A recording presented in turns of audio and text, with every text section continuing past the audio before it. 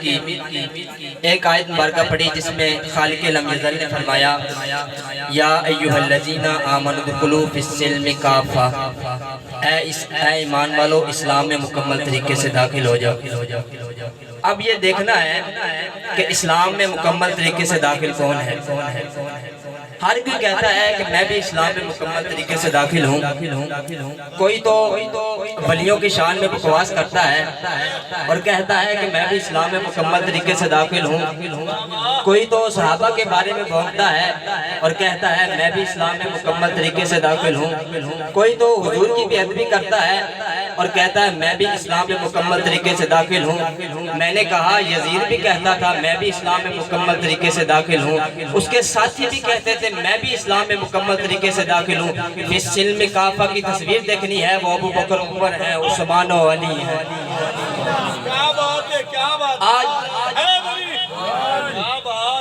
آج کچھ لوگ ایسے ہیں جنہوں نے دین کا لبادہ اوڑھا ہوا ہے اور لبادہ اوڑھ کر دین کو برباد کرنا چاہتے ہیں۔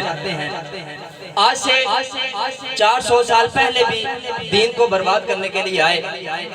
جلال الدین اکبر بادشاہ کا دور تھا، اس کے اندر دو بڑے عالم تھے جن کو ابو الفضل فیضی کے نام سے جانا جاتا ہے۔ ابو الفضل یہ اتنا بڑا عالم تھا کہ اس نے قرآن پاک کی تفسیر لکھی جس کے اندر کوئی بھی حرف نقطے والا نہیں تھا، اور فیضی یہ اتنا بڑا عالم تھا کہ اگر فارسی کے اندر کوئی مصرع لکھنا چاہتا 10 صفحے ختم ہو جاتے لیکن مصرع ختم نہ ہوتا۔ لیکن یہ جتنے بڑے عالم تھے اتنے بڑے ظالم تھے۔ آج لوگ کہتے ہیں عورتوں کو حجاب کی ضرورت نہیں ہے، مرد عورت سب برابر ہیں، یہ سب انہی کے کیڑے مکوڑے ہیں۔ میرے حضور داتا گنج بخش رحمت اللہ تعالیٰ علیہ اپنی کتاب کشف المحجوب میں فرماتے ہیں کہ 3 قسم کے لوگوں سے بچنا چاہیے، غافل بے دین سے، بناوٹی صوفیوں سے اور ظالم حاکموں سے۔ جب یہ تینوں جمع ہو جائیں تو ان کے سائے سے بھی بچنا چاہیے۔ تو انہوں نے کیا کیا؟ انہوں نے جلال الدین اکبر بادشاہ کو گمراہ کرنا شروع کر دیا۔ کہنے لگے پہلے امتوں کے اندر 1000 سال گزرنے کے بعد نیا نبی آتا، نیا رسول آتا، نئی کتاب آتی، لہٰذا آج ہمارے نبی کو 1000 سال گزر گیا ہے، ہمیں نئی کتاب کی ضرورت ہے، ہمیں نئی دین کی ضرورت ہے۔ اس کو اشارہ ملنا چاہیے تھا، وہ تو دین سے غافل تھا، ظالم حاکم تھا، یہ بناوٹی صوفی تھے، تو اس کو اشارہ ملنا چاہیے۔ اس نے نبوت کا اعلان کر دیا، کہنے لگا جو مجھ پر ایمان لے کر آئے گا اس کو انعامات سے نوازا جائے گا۔ اس نے اپنے محل کو سجا لیا، محل کو سجانے کے بعد اس نے انعامات رکھ دیے گئے، اب جو بھی ایمان لے کر آتا تو اس کو انعامات سے نوازا جاتا۔ اب اس نے اپنے محل کو سجانے کے بعد اپنے محل کے مقابلے کے اندر ایک پھٹے پرانوں کپڑوں کے ساتھ اس نے خیمہ لگا دیا اور اس کے اندر چند سوکھے روٹی کے ٹکڑے رکھ دیے، اوپر لکھ دیا یہ دربار محمدی ہے۔ رب تعالیٰ ہر چیز برداشت کر سکتا ہے لیکن اپنے حبیب کی بے ادبی برداشت نہیں کر سکتا۔ پہلی امتوں کے اندر اگر کوئی بیماری پیدا ہوتی تو اس بیماری کا علاج بن کر نبی تشریف لاتے۔ جب نمرود جیسی بیماری پیدا ہوئی اس بیماری کا علاج بن کر حضرت ابراہیم خلیل اللہ آئے۔ جب حضرت فرعون جیسی بیماری پیدا ہوئی تو اس کا علاج بن کر حضرت موسیٰ کلیم اللہ آئے۔ لیکن میرے نبی کے بعد کسی نبی نے نہیں آنا، بیماریاں پیدا ہوتی رہیں گی، پھر ان بیماریوں کا علاج بھی ہوگا، ان بیماریوں کا علاج میرے نبی کے غلام آئیں گے۔ جب حضور کے زمانہ کے اندر جب ایک عورت نے نبوت کا اعلان کیا تو ان کا مقابلہ کرنے کے لیے نبینا صحابی رسول آئے۔ جب مسلمہ بن کذاب جیسی بیماری پیدا ہوئی اس بیماری کا علاج بن کر حضرت ابو بکر صدیق آئے۔ اگر آج سے 400 سال پہلے بیماری پیدا ہوئی اس بیماری کا علاج بن کر مجدد الفسانی اور شیخ احمد سر ہندی رحمت اللہ تعالیٰ علیہ آپ تشریف لائے۔ اگر آج سے 100 سال پہلے بیماریاں پیدا ہوئی ان بیماریوں کا علاج بن کر حضرت امام احمد رضا آپ حاضر بریلوی آپ تشریف لائے۔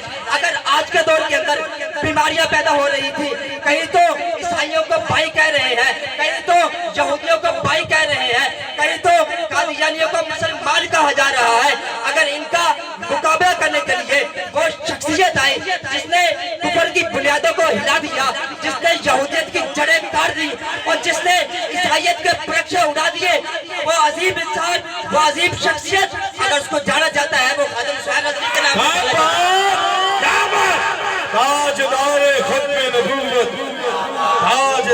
ختم نبوت.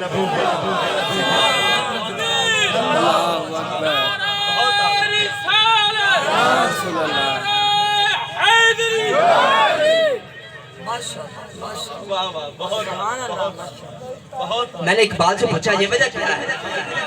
ہمیشہ دین کے ساتھ غداری کیوں ہوتی ہے؟ علامہ اقبال نے فرمایا ان کے سینوں کے اندر عشق مصطفیٰ نہیں ہے. علامہ اقبال فرماتے ہیں محمد کی غلامی دین حق کی شرط اول ہے, اسی میں ہو خامی تو سب کچھ نامکمل ہے. میں نے اقبال سے پوچھا یہ وجہ کیا ہے؟ کہیں تو قرآن پاک کو جلایا جاتا ہے, کہیں تو حضور کی بے ادبی کی جاتی ہے.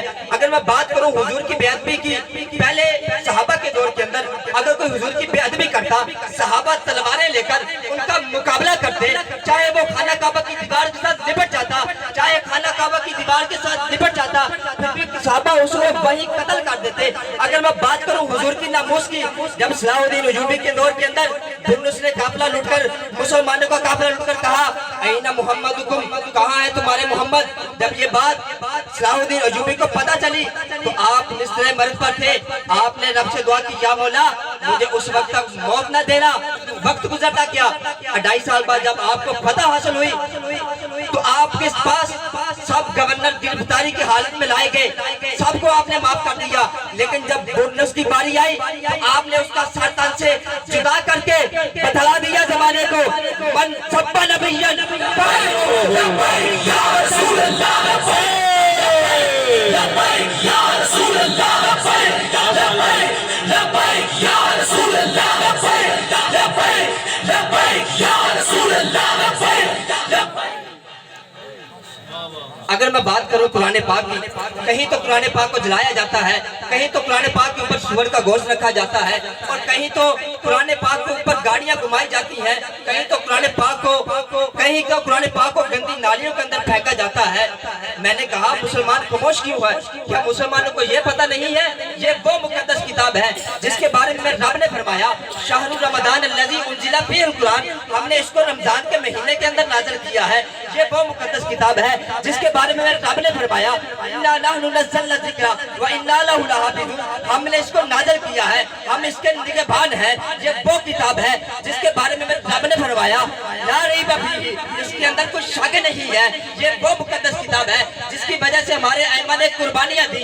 یہ وہ مقدس کتاب ہے جس کی وجہ سے حضور صلی اللہ علیہ وسلم کو طائف کی گلیوں کے اندر پتھر کھانے پڑے. یہ وہ مقدس کتاب ہے جس کی وجہ سے حضور صلی اللہ علیہ وسلم کا جس میں اصل لہو لہان کیا گیا. یہ وہ مقدس کتاب ہے جس کی وجہ سے حضرت سمیہ کو 2 اونٹوں کے درمیان باندھ کر چیرا گیا. یہ وہ مقدس کتاب ہے جس کی وجہ سے حضرت خباب کو سولی پر چڑھایا گیا. یہ وہ مقدس کتاب ہے جس کی وجہ سے حضرت بلال حبشی کو تپتی ہوئی ریت پر لٹایا گیا. یہ وہ مقدس کتاب ہے جس کی وجہ سے حضرت امام احمد بن حنبل کے جسم پر کوڑے لگائے گئے. یہ وہ مقدس کتاب ہے جس کی وجہ سے حضرت امام اعظم ابو حنیفہ کا جیل سے جنازہ نکلا. یہ وہ مقدس کتاب ہے جس کی وجہ سے حضرت امام حسین کو سولی پر چڑھایا گیا. آج ہم نے کیا کیا ہے؟ ہم نے کتنے دن ہو گئے ہیں قرآن پاک کی تلاوت نہیں کی. تلاوت تو دور کی بات, ہم نے قرآن پاک کی زیارت نہیں کی. اگر صحابہ نے قرآن پاک پڑھا تو عشق مصطفیٰ بھی پیدا ہوا, قرآن کے ساتھ محبت بھی پیدا ہوئی, لگاؤ بھی پیدا ہوا. جب یہی قرآن حضرت خالد بن ولید نے پڑھا, 10 صحابہ کو لے کر 10,000 کا مقابلہ کرنے کے چلے گئے. جب واپس آئے حضرت عمر فاروق نے فرمایا کیا مسلمانوں کو آپ تکلیف دینا چاہتے ہیں؟ آپ نے فرمایا میں تکلیف دینا نہیں چاہتا, میں یہ دیکھنا چاہتا ہوں قرآن پاک کے اندر جن مومنین کا ذکر ہے وہ ہم میں ہے یا کوئی اور ہے. یہ تھا قرآن پڑھنے کا جذبہ. آج ہم نے قرآن پاک سے پس پوچھ ڈال دیا ہے, ہم نے قرآن پاک کی تلاوت نہیں کی. پہلی قوموں کے اندر اگر کوئی رب کے احکامات پر عمل نہ کرتا, رب کا حکم نہ مانتا, ان کو ذلت کا نشانہ بنایا جاتا. اگر رب کا حکم نہ مانتا ان کو ذلت کا نشانہ بنایا جاتا. یہی وجہ ہے آج مسلمانوں نے قرآن پاک سے دوری اختیار کر لی ہے, ان کو ظلمت کا نشانہ بنا دیا. اگر چاہے عراق ہو, افغانستان ہو, فلسطین ہو, پاکستان ہو, ہر جگہ مسلمان ہی مار کھا رہے ہیں, عزتیں لٹا رہے ہیں. جہاں دیکھو مسلمان ہی مار کھا رہے ہیں. جب ان حالات کو ایک شاعر نے دیکھا, اس کی روح تڑپ پڑی, تڑپ کر پکار اٹھے کہ وہ معزز تھے زمانے میں